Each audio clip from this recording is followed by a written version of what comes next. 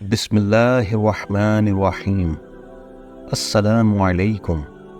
صحیح بخاری حدیث نمبر 31۔ میں ابو ذر سے ربضہ میں ملا، وہ ایک جوڑا پہنے ہوئے تھے اور ان کا غلام بھی جوڑا پہنے ہوئے تھا۔ میں نے اس کا سبب دریافت کیا تو کہنے لگے کہ میں نے ایک شخص یعنی غلام کو برا بلا کہا تھا اور اس کی ماں کی غیرت دلائی یعنی گالی دی، تو رسول اللہ صلی اللہ علیہ وسلم نے یہ معلوم کر کے مجھ سے فرمایا، اے ابو ذر، تو نے اسے ماں کے نام سے غیرت دلائی ہے، بے شک تجھ میں ابھی کچھ زمانہ جاہلیت کا اثر باقی ہے۔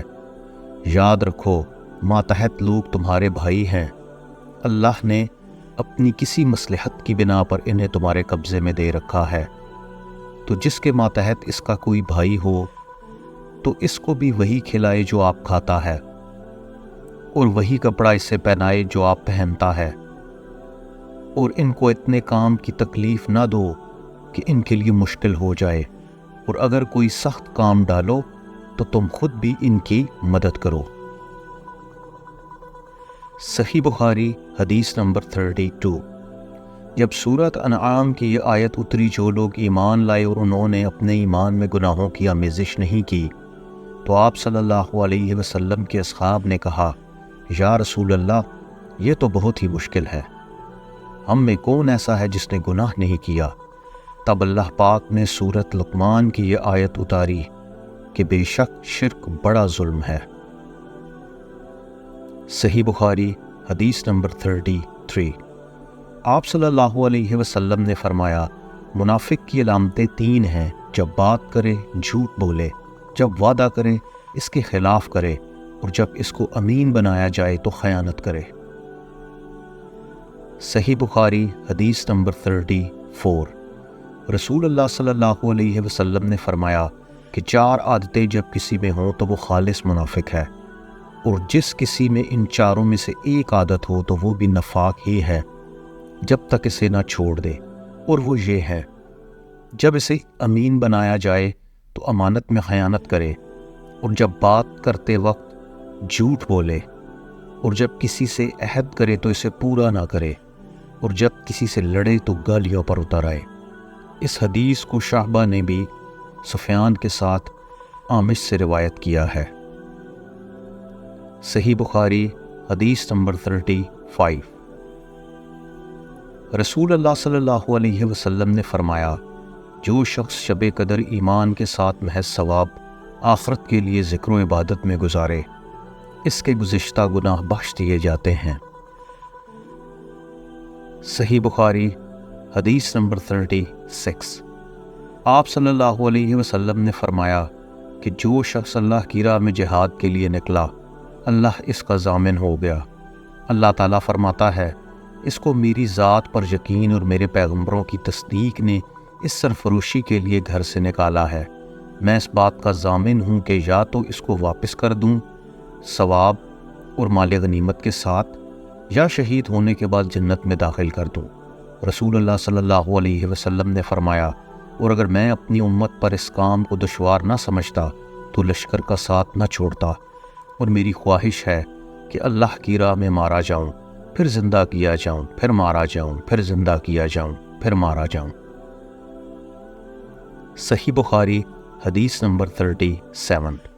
حضرت صلی اللہ علیہ وسلم نے فرمایا، جو کوئی رمضان میں راتوں کو ایمان رکھ کر اور ثواب کے لیے عبادت کرے، اس کے اگلے گناہ بخش دیے جاتے ہیں۔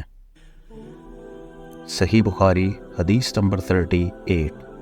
حضرت صلی اللہ علیہ وسلم نے فرمایا، جس نے رمضان کے روزے ایمان اور خالص نیت کے ساتھ رکھے، اس کے پچھلے گناہ بخش دیے گئے۔ صحیح بخاری حدیث نمبر 39۔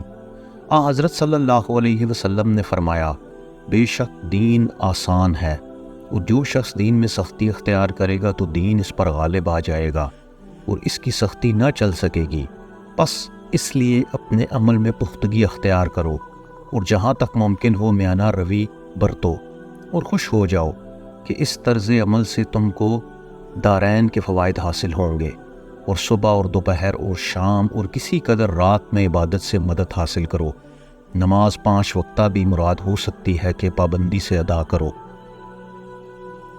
صحیح بخاری حدیث نمبر 40۔